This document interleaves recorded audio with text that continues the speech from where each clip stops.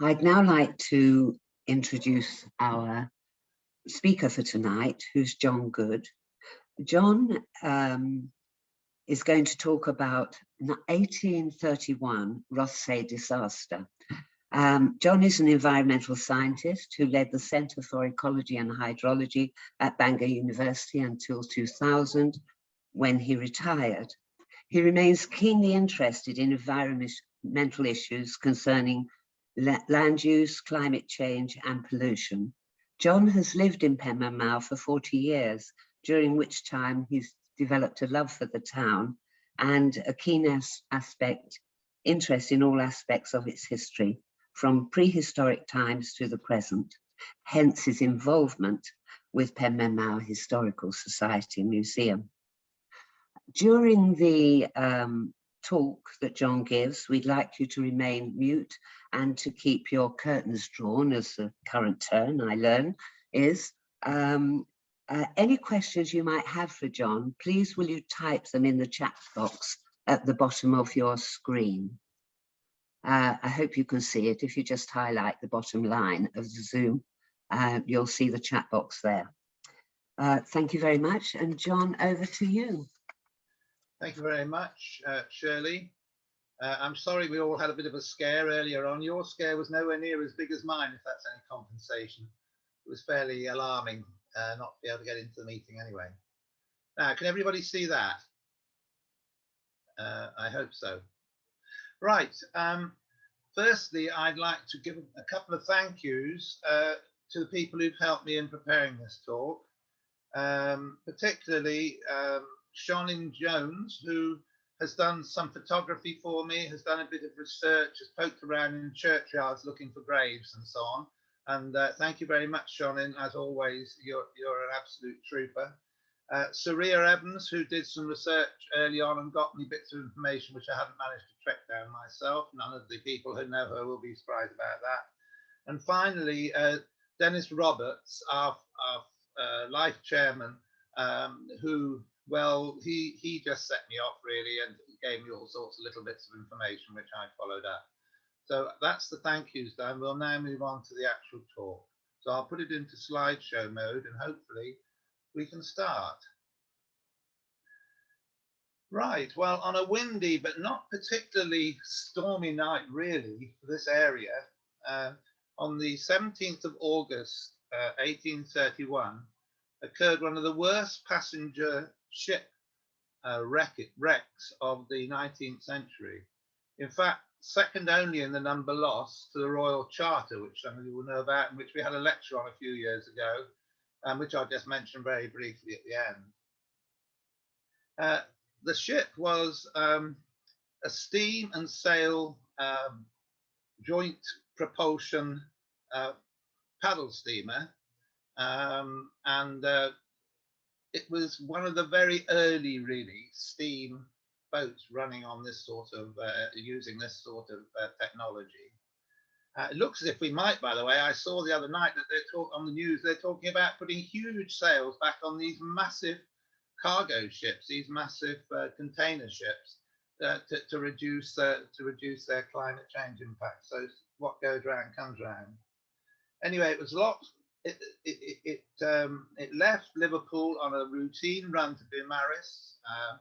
Should be about a 5-6 hour run, with about something like 120 people on board plus the crew, which made about 140 in all, I think. And that's what I'm going to talk about and why things went badly wrong and it ended up being such a totally avoidable local disaster. Well, that's a rather fanciful, but I think very beautiful engraving of the actual wreck. And it's unusual in that most of the pictures you see of the wreck, and I'll show one or two later, were taken looking towards Puffin Island. But as you see, it was wrecked on the Lavan Sands, the Dutchman's Bank, for those of you who know the area, most of you I expect. In fact, I'm looking out of my bedroom window, study window, at Puffin Island, and it's only about 3 to 4 miles from where I'm sitting that the wreck actually occurred. But this one's unusual because you see Penmaenmawr in the background. So there's the boat sadly lying on its side. Right, let's move on. I want to just acknowledge the two main sources of information that I used. Firstly, Lieutenant Morrison's account. He was an ex-Navy, or he was an acting Navy man, actually. And I think this is the more authoritative of the two main accounts. It was written actually in the year of the disaster, mostly from first-hand accounts of survivors and others. And the other one, much more fanciful and full of all sorts of poetic quotations and biblical references, is Joseph Adstead's account, which runs, ladies and gentlemen, 555 pages, and all of which I have not read. Morrison is much more concise. Now, what about these paddle steamers? To give you an idea what it looks like, I haven't actually been able to find an illustration of the original Rothsay castle, partly because it's sunk, I suppose. But in any case, this is the Rob Roy, which is in the same class. And you can see it's a single funnel, double-masted boat with only one lifeboat, which we mentioned briefly later, driven by paddles and by wind if the sails obviously are hoisted. A few facts about the ship. First, it was built in 1816. The disaster was in 1831. So it was 15 years old when it was wrecked. Now, that might not sound very old to you, but at that time, that was considered old for a wooden paddle-driven steamer, which the paddles and the propulsion meant there was a hell of a lot of shaking going on, and these boats tended to be subject to opening up of the wooden planking and so on with time. Anyway, it was a wooden paddle steamer built by Archibald McLachlan in Dumbarton. Originally had a 34 nautical horsepower engine, which in 1821 was increased to 55 nautical horsepower. Now, this ship, and this is fairly crucial, was built for river service on the River Clyde. There were a whole lot of these Clyde steamers, and in fact, there are Clyde ferries right up to this very current day. So it was built. Here is Dumbarton. It's right where on the corner here. Sorry, I should go back there. That's Dumbarton, roughly where my pointer is. And you can see it was used to take people on pleasure trips, mainly down the Firth of Clyde to places like Rothsay, Irvine, Brodick, even on the Isle of Arran, but no further, not out into the open ocean. Its service record, the first owner was the Glasgow Steam Packet, first port of registered Glasgow, and there's some interesting history here. Its first owner was the Rothsay Castle Steamboat Company, and then in 1830, only 1 year before the wreck, William Watson of Liverpool, of the Liverpool and North Wales Steam Packet Company, purchased it. Now, the history of the vessel suggested that it was not a lucky vessel, really. For in 1816, it was holed when striking rock opposite Tarbert, near Inverary for Greenock, was later recovered. In 1819, it was forced adrift by floating ice in the Clyde at Glasgow, which, if nothing else, tells you how cold it was in those years. 1821, it was increased in size. It was lengthened, and the passenger complement increased to 120. 1827, outbound from Glasgow, you can see it was in collision with a steamer Erin near Dumbarton and was heavily damaged. 1828, it went aground near Erskine Ferry in heavy fog. And that's really up to when Watson bought it and took it south or southwest to work on, firstly, on the Liverpool-Wexford service to Ireland. And immediately, it only did a couple of trips on that run. And it's fairly crucial, this is why I put it in red, that the seaworthiness was questioned by the crew at the time. And two of them actually refused to return on the ship to Liverpool on the return voyage, which I think says something. In 1830, between 1830 and 1831, it underwent considerable repairs and so-called improvements. And in 1831, refitted, according to its owner, now in splendid nick, according to some people who examined the wreck afterwards, not in splendid nick at all, it was transferred to the Liverpool Menai Straits service. Right, let me just catch up with my notes.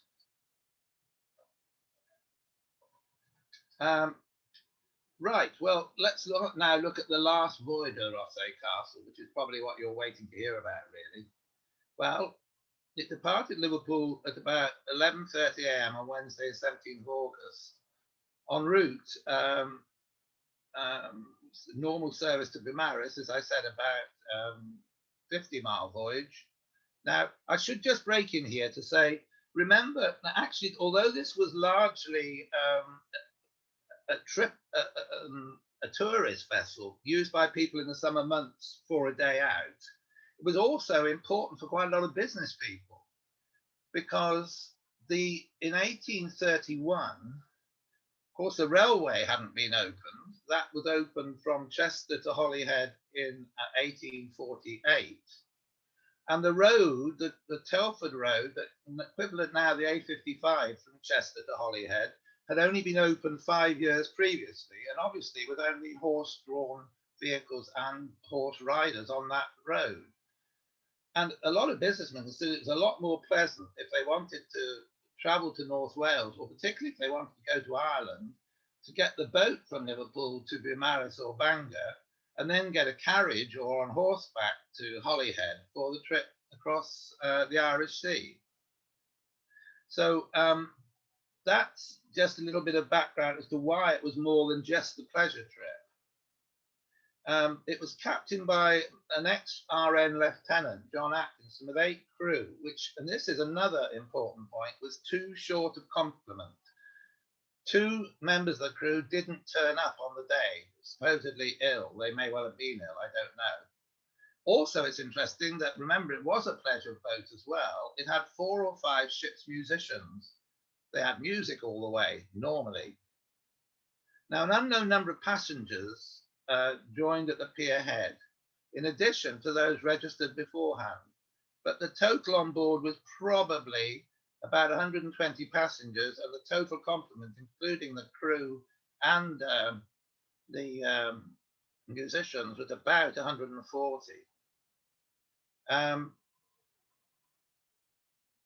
The weather had been stormy before departure, the night before departure, so the 16th to 17th, causing an American-bound ship, much bigger ship, of course, to return to port in Liverpool. But the wind had abated before the Rothsay Castle left. It did increase again after she reached the open sea, with a freshening north-northwest wind, driving the Rothsay Castle towards the North Wales lee shore. Now, this is absolutely crucial. I'll show you a map in a moment, which will explain it better. I expect you all know the lee shore is when, even if, as like me, you're not a sailor or not particularly interested in sailing, the lee shore is on the downwind side of the vessel. So the vessel being driven towards the North Wales coast by the north-northwest wind. It's not a good position to be in, even with steam power, especially when the steam power was only 50 horsepower in a boat that weighed 100 tons. So it was noted by the master of the Prince Llewellyn there were other ships plying this route to and fro at the time of the inquiry on the wreck, which I'll mention later. But when they passed the Rothsay Castle on the return trip from Beaumaris to Liverpool, she was well to the lee of her ideal course. In other words, she was too close to the coast. It's also notable that by delaying departure for an hour, this is because the captain wanted to get more passengers on board, because of course passengers meant money. And also there was one passenger, a Londoner, a businessman, who brought his coach with him as well as his family. And the coach had to be dismantled and taken on board. And that took an extra half an hour or so. So that caused a delay. And because of that, the Rothsay Castle missed the ebb tide at Liverpool. And it had to battle against the tide going out of the river, as well as deteriorating weather, including an increasing north-northwest wind, head on, if you like, throughout much of the voyage. So that's not very propitious for the way things started off. Well, I'm afraid this chart isn't terribly clear, but it's about the best I could find. Now, here is the Mersey Estuary, Liverpool, up in this top. There's the Wirral. And starting from Liverpool, the boat comes out to the estuary, and ideally, as the Prince Llewellyn had done, it would make more or less a direct route across the bay and down, and down to, this is Puffin Island, and here is Penmaenmawr Point, and then into the Menai Straits, which is a very narrow gap, as you know.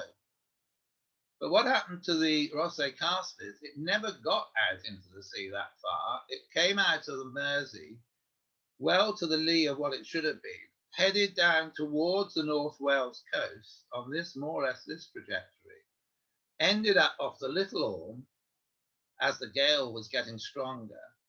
And then it took 2.5 hours, according to the witnesses, to get from the Little Orme past the end of the Great Orme, which of course is fraught with hazard, the Great Orme, and many wrecks as you'll see at the end of the tour. And of course, if you look north-northwest, coming straight more or less into the gale, it then rounded the Great Orme with great difficulty, the engines already giving trouble, and into Conwy Bay, and then had to make its way again against this north-northwest wind up to try and get round the end of the Dutchman's Bank and into the Menai Strait. I hope that's clear. So that's where things really went badly wrong. Now, I'm showing you that picture while you'll see it in a minute. I'm now going to talk a little bit without the pictures. As the gale increased, seasickness and growing alarm among the passengers led to several earnest requests to the captain to return to Liverpool, which he would not countenance, saying that all was well, and the Rothsay Castle would arrive at Penmaenmawr very close to the scheduled time, between 5 and 6 p.m. Well, here's a gravestone of a 2-year-old boy, as you can see on the gravestone, lost his life in the Rothsay Castle.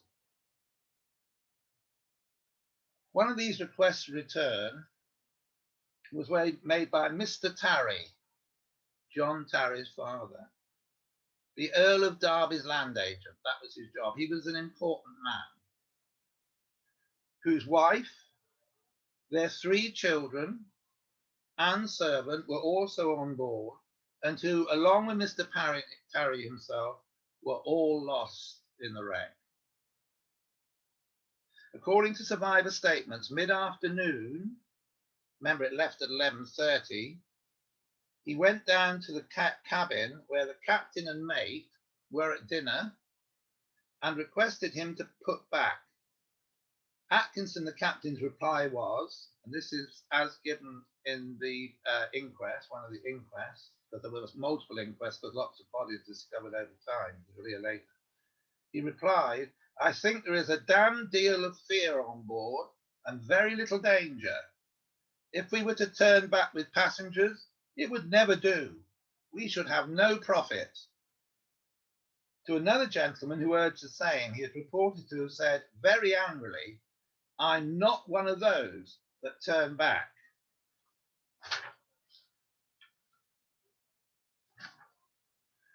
Right. Well, by late afternoon, both captain and mate were seen to be intoxicated and not prepared to listen to any entreaties. They were in the cabin for between 2 and 3 hours at lunch. No, they wouldn't listen to any entreaties to return to Liverpool, or much later, about 10 o'clock, 11 hours after departure on what was supposed to be a 5 to 6 hour journey, to put the passengers ashore at Conwy.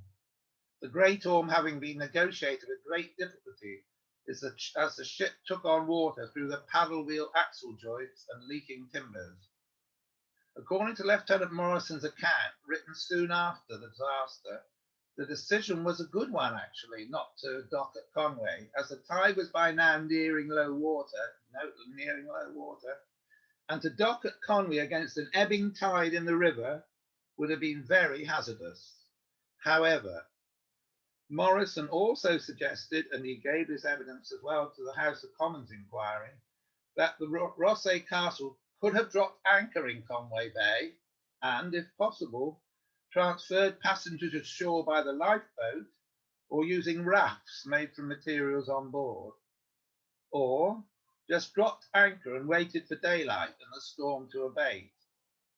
Another alternative was for the captain to use what engine power he still had to make a course north to get more distance from the lee shore and then approach the Menai Straits entrance from the northeast, rather than, as was the case, the southeast, with a wind for rather than against him. But it's likely that the captain did not have sufficient confidence in his vessel, the water being taken on board, and the fact that the engines were failing to try this manoeuvre.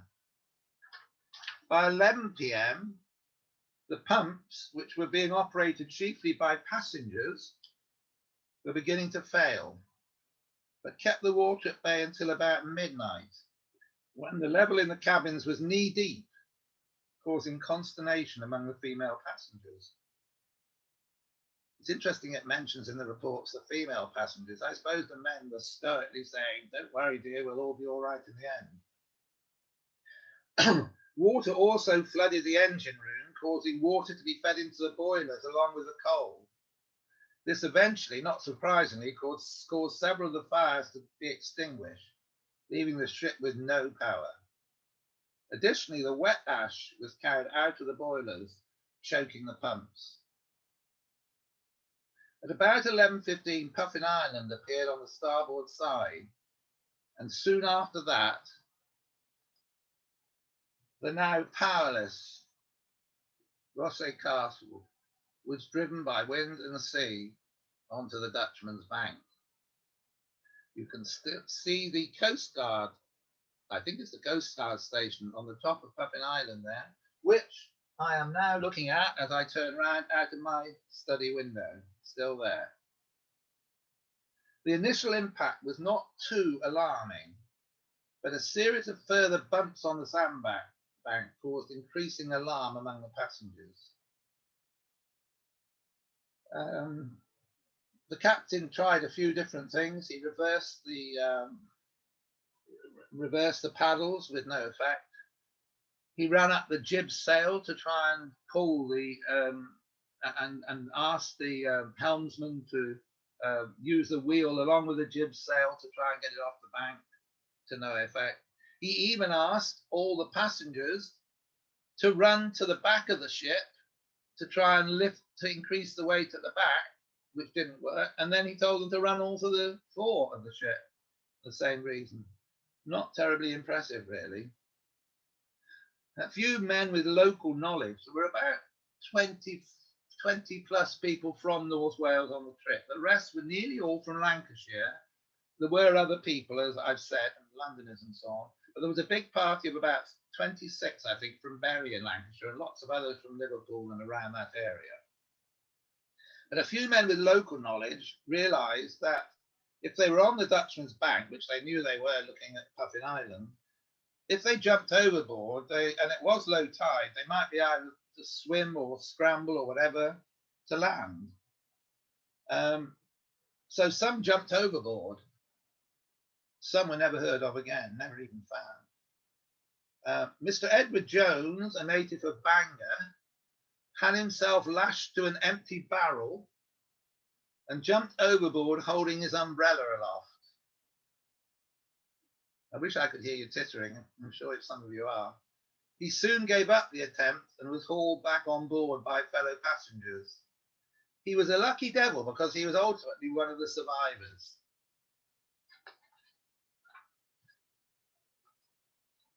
Well, this is the parlous situation as things went on. I think this is an artist's impression of the size and severity of the storm, the size of the waves and the severity of the storm. But it gives a pretty good idea of how terrifying it must have been to have been on board. Lots of people were washed overboard just by the ship tossing and rolling and waves coming over. A lot of people panicked, went to the edge, didn't know whether to jump or not, and then the ship moved and then, they were cast in. So, it was horrible, really. You could imagine. The captain and the mate, this, you see the funnel has broken away from its mooring here, and the captain and mate went to see what the situation was and see if anything could be done about it. Why, I don't know, because by this time the engines were, the fires were long extinguished. And the last they were seen was standing in somewhere in this area, probably either hit by the funnel or hit by some of the rigging attached to the funnel. Anyway, they were never seen again, either of them. Right, the following morning, search and rescue. I don't know what time do I need to stop? Is Shirley on? Because we started late. Do it. I don't know if she can speak to me. Perhaps not. Anyway, I'll carry on. The following morning, search and rescue. Well, by the following morning, the storm had abated and the sea became relatively calm. Nobody on the land was aware of the tragedy, although they feared that something very bad must have happened, until about 4 a.m., when the wreck was seen by a pilot from the pilot station at Penmaenmawr Point, searching for the missing ship with his telescope. The boat from Penmaenmawr immediately set off on the short, only 20-minute journey to the wreck, while the news was conveyed to Beaumaris. I should go back a stage to that last picture and say, at no stage did the captain arrange either for a light to be raised on the masts, and it's doubtful actually whether he had a functioning light to raise on the masts, any flags of distress to be raised. They had one fowling piece on board, a crude gun, which was found not to be operable when they tried to fire it. So you can understand that it was a windy, dark night. How would the people in Beaumaris or at Penmaenmawr know where the boat was and that it was wrecked on the Dutchman's Bank? No distress signals were given. At one point, the lifeboat was launched, but it was, they attempted to launch the lifeboat. There was only one lifeboat, which apparently wasn't in very good condition, it turned out afterwards. But it hadn't got any oars in it, that's one thing. And secondly, it got stuck in the winding mechanism when it was being lowered from the back of the ship. Another disastrous thing. So that's why they didn't know what had happened until the early light. And the news was also, while the boat was setting off to the wreck, the news was conveyed to Beaumaris. And this confirmed what many had feared in Beaumaris and also in Bangor and beyond, when the Rothsay Castle failed to arrive in Beaumaris the previous evening, and an air of gloom and despondency descended on the town. If I had more time, I'd put it in the words of, in AdSense words, oh my God, you know, this is sort of very flowery language. Local MP and landowner, Sir Richard Williams Bulkley, hereafter just Sir Richard Bulkley, who comes out of the whole thing extremely well, actually, the whole event. He was of Baron Hill, Beaumaris. He reacted immediately, ordering all those boats and crews he could muster to search for survivors and their belongings, with very strict instructions that anybody who was suspected of looting any of the survivors' belongings would be immediately brought forward for prosecution. He then crossed with his agent and as many men as could be spared to the opposite shore to search from Penmaenmawr to Bangor. Most of the only 23 of about 140 passengers, as I say, we don't know the exact number, only 23 were saved, and most of those were either still on board the wreck. There were 9 clinging to what was left of the main mast, or they were taken from pieces of floating wreckage. Right. I'll blow this picture up so you can see it a bit more. I'm sorry, they're old engravings from copies of copies, and they're a bit vague, but this is quite a nice picture. Right, you've seen that.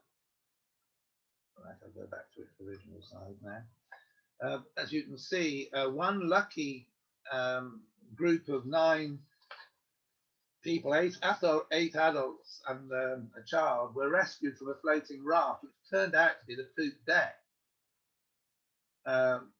which had broken off under them while they were, when the ship started to break up. And they had the presence of mind to make a distress flag out of one of the ladies' petticoats. I love that. Other smaller groups were rescued from the individual bits of flotsam, and a few managed to stagger ashore. And it's possible that some people got ashore and nobody realized that they'd actually survived. They just went on, they made best things of they could and went on with their business. I love this picture, ladies and gentlemen. It's headed in the Ad's Head book, the appalling situation of Mrs. Payne. Her husband, and sadly a draper from Bury, was lost. You see her clinging to one piece of wood from which she was rescued.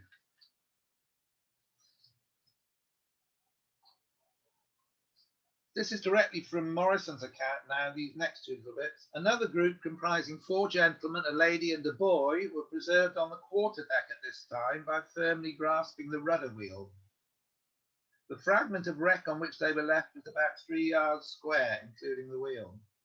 It soon began to float away from the rest, and it continued to do so until the passengers were delivered by the Beaumaris lifeboat. Whilst they were tossing about, they picked up 3 gentlemen, one of whom was Mr. Henry Wilson of Manchester, who sadly later died. Mr. Whitaker, a brazier and tinsmith from Bury, was swept off the deck into the sea. He managed to grab a cross-shaped piece of planking and climb on. He had on only his shirt and stockings.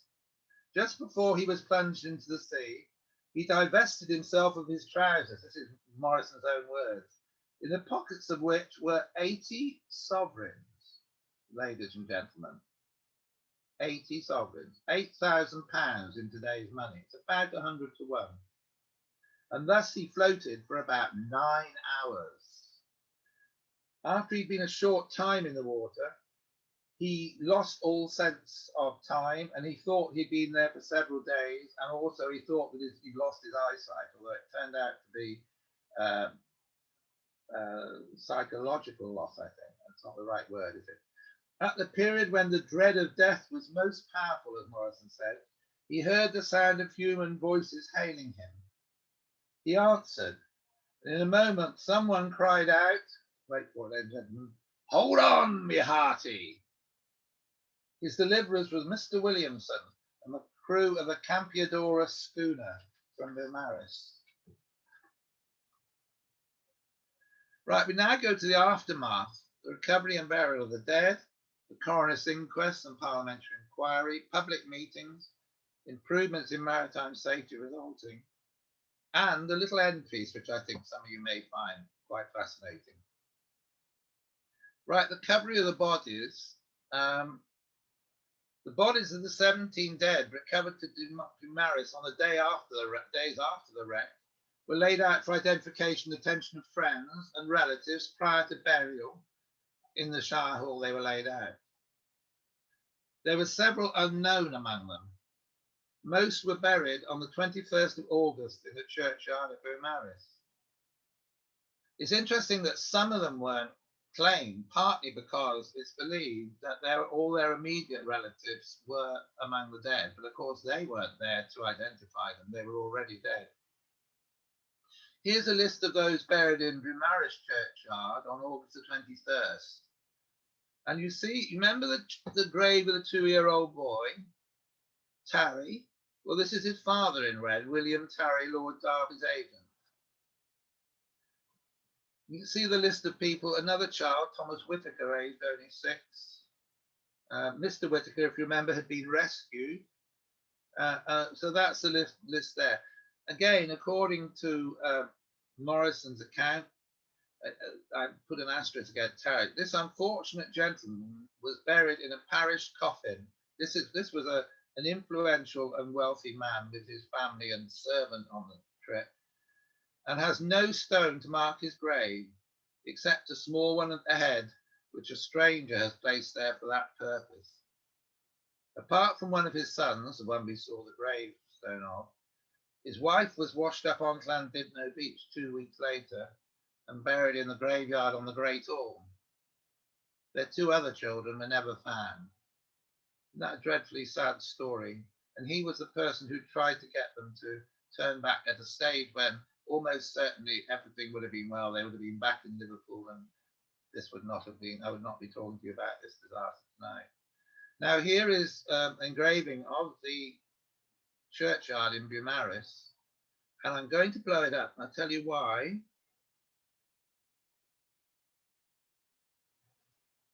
Because firstly, these numbers, which I hope you can see on some of the graves, refer to the numbers of the people in the list of those who were buried. And the other thing I want you to see is this quotation from Dr. Samuel Johnson, one of my favourite people in history, literary men. Melancholy would be these habitations of the dead. Did we not know that we shall never die? Well. Now, this brings us much closer to home because thanks to Dennis, and you see I put thanks to Mr. Dennis Roberts there, he knew that some of the dead were buried in Dyrgavulki in St. Gwynam's churchyard. And he very kindly went and transcribed the data from the burial records, the 1831 burial records, which hadn't been very clearly written. There were 2 people who were buried there, definitely. One was a male child. They were both unknown, these 2. One was a male child, name unknown, but on his shirt were the initials HKW. He was found on Thursday the 25th and buried on August the 26th. His estimated age, this is the age column here, was 6 to 8. Now, the only child, who was actually 5 at the time, with those initials, or at least HW, was Henry Walmsley, whose father, mother, cousin and aunt were all lost in the wreck. You see why his body wasn't claimed by them. Many of the bodies were and taken home. The second was a man not identified who was found on the 31st of August and buried on the next day. And then there's a third person, which is a really interesting case, which got me very interested. And his name was Thomas Reddish. And it says in the records, this is verbatim from the record, copied, claimed by his friends. Well, none of these people have an identifiable gravestone in St. Gwynam's Church. These pictures were taken very kindly for me by Shonin. They're possibilities because they don't have any names on them or they only have initials, but we're not at all confident they are actually.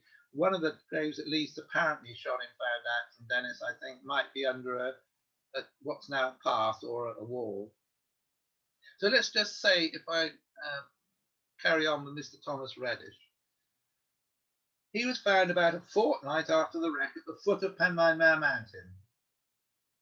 He was brought to St. Gwynam's Church, where he was to be buried the next day, but, as I've said, the parish records show, his body was claimed by his friends, and there is no record I could find of the location of his burial. Although Adshead's account, and it may well not be accurate, a lot of these accounts are a bit dubious in places, his account says he was buried the same evening by candlelight. If that's the case, it must have been nearby, but we don't really know. When he was found, he had 11 £5 notes, approximately £5,000 on his person. And nobody had stolen a penny of money from him, even though the people who found him were poor people from Penmaenmawr who were, I think, coming home on a fishing trip and noticed him on the rocks. He was a wealthy businessman, originally from Manchester, who had emigrated to the US in 1798 with no friends and very little money. He made good in a big way becoming a trusted business partner and entrepreneur. He had crossed the Atlantic. I find this incredible, really. He's remembered to the 1820s, 30s, no less than 14 times on business. He was due to return to his home in Cincinnati 2 days after the wreck and took the Rothsay Castle pleasure trip as a relaxation before his journey. So he'd done 14 crosses of the Atlantic. He took a relaxing trip on the Rothsay Castle and died.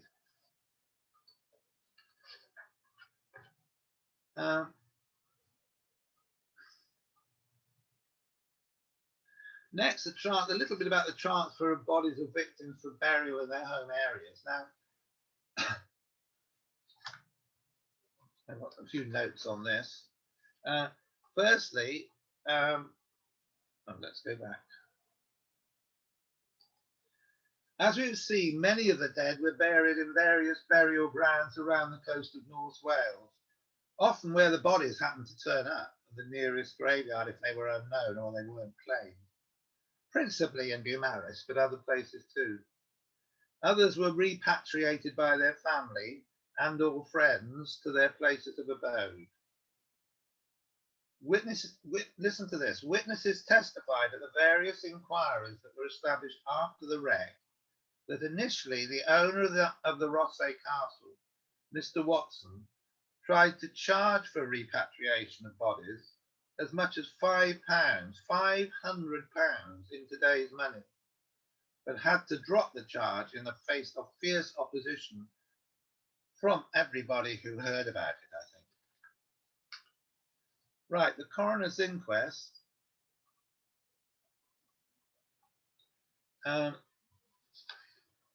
Well, several inquests, as I've said, quite a few inquests took place in the weeks following the wreck as the bodies of new victims were discovered.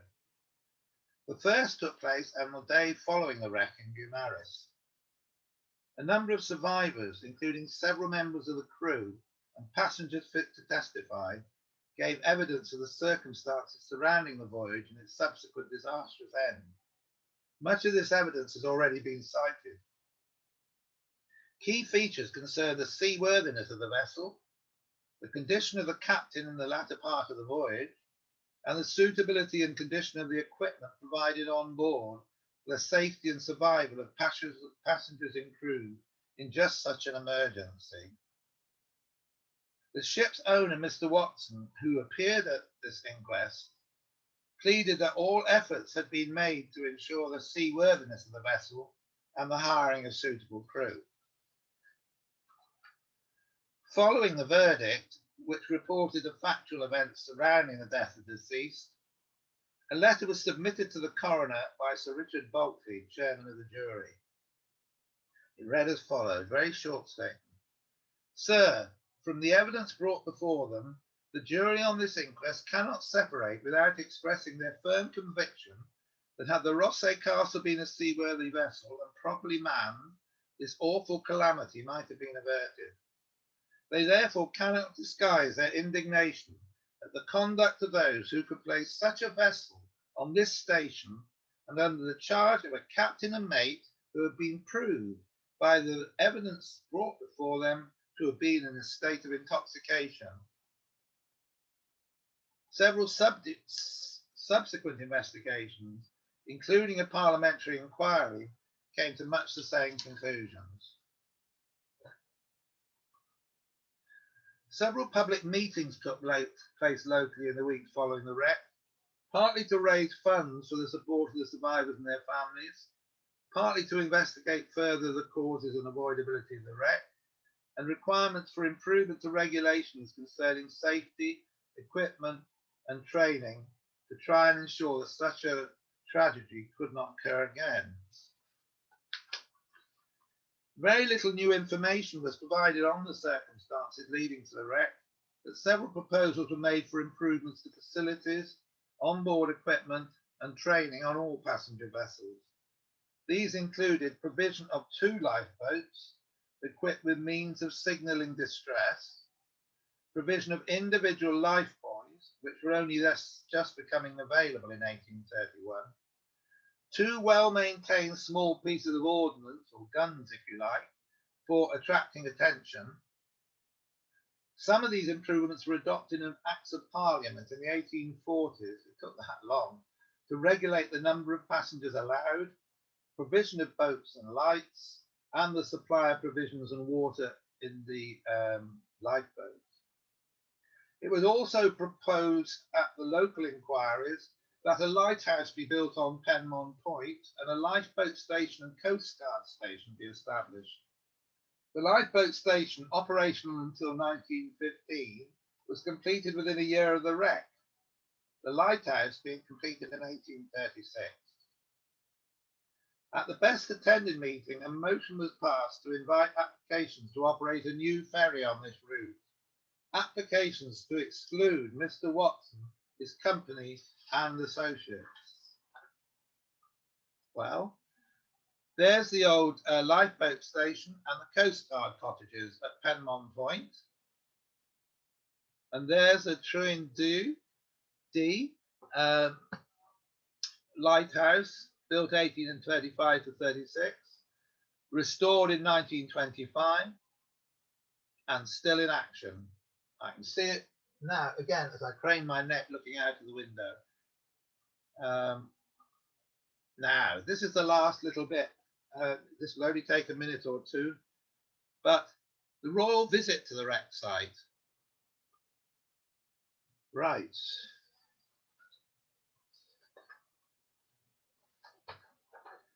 Such was the nationwide interest raised by the wreck of the Rothsay Castle, including two inquiries in the Houses of Parliament, numerous newspaper articles, several books. It was a really big issue at the time. 120 plus people, a lot to lose in one ferry. It would be now, you know, it's be regarded as a major disaster, I think. The site was visited on the 12th of August 1832, the following year, almost exactly a year afterward, by the Duchess of Kent, on the right in the picture as you look at it, and her daughter, 5 years later, Queen Victoria. She was then 12 years old. During their visit to the regional Eisteddfod in Beaumaris as part of a 3-month North Wales tour, they were staying with Bulkley at Barron Hill in Beaumaris for this part of their tour. And they presented medals and so on to participants, the winners in the competition. Among the winners at the Eisteddfod, there was one figure who was to play quite an influential role in the history of the Eisteddfod, down to the first national Eisteddfod in the 1860s. There was no national Eisteddfod at the time. This was the North Wales Eisteddfod. And his name was the Reverend William Williams, and his bardic name was Caledrin. He won the chair for a poem which was very famous in its day. It was, kids had to learn at least parts of it in schools in Wales. It was an awdl, I hope that's right, you pronounce it awdl on the Rothsay Castle. The poem caused quite a stir in bardic circles and made Caledrin's name. Well, there's another winner at the Eisteddfod, was the Reverend John Jones, Tegid, whose medal presented by the royal party is illustrated below. And again, I'll blow it up so you can see the, you see, Beaumaris Eisteddfod presented by their Royal Highnesses, the Duchess of Kent and the Princess Victoria, the Reverend John Jones, M.A. Tegid, August 1832. So just to finish, if you think that was an isolated example, the Rothsay Castle, have a look at that. Now, a lot of these wrecks, this is a map of the wrecks just in our area, from Penmaenmawr across, well, to Beaumaris really, and out to Llandudno and the Orme. And you can see there are huge numbers, a lot of them small boats, but a lot of wrecks, and some of them quite important wrecks at that. So if you get interested in this sort of thing, there's plenty to inspire your interest. There's the Rothsay Castle, see shown there on the Touchman Bank. And I'm just going to finish. I mentioned the Royal Charter right at the beginning. This was the biggest maritime disaster of the 19th century. The Royal Charter, we had a talk about it at the museum about 5 or 6 years ago, I think, a brilliant talk.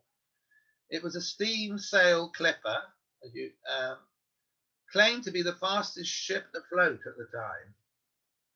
It was caught in a severe storm and wrecked in Dilys Bay on Anglesey, en route from Melbourne to Liverpool. It was on the very last leg of a huge, long journey. Only around 40 of the 490 passengers and crew were saved. But the big difference was, on the night that the Rothsay Castle was wrecked, there were no other wrecks in the area or in other parts along the northwest of England coast or the North Wales coast. On this night, this was a freak storm when the Royal Charter went on the rocks, dragging its anchors off Dilys Bay, and there was shipwrecks all around the coast on that night. It was a notorious occasion. And no blame is attached to Captain due to the suddenness and severity of the storm. And it was only about 50 meters from the shore at Dilys Bay it ended up. And in fact, well, you can read about it, but a breeches buoy was put out, and a very brave Portuguese, I think, member of the crew saved a lot of people by carrying them aboard, or he swam ashore to set up the breeches buoy, but 450 people killed. And this is an interesting read, and a source of that map which I just showed you, which kindly shone in, I think it was shone in Nines from her library. It's an interesting read if you want to know more.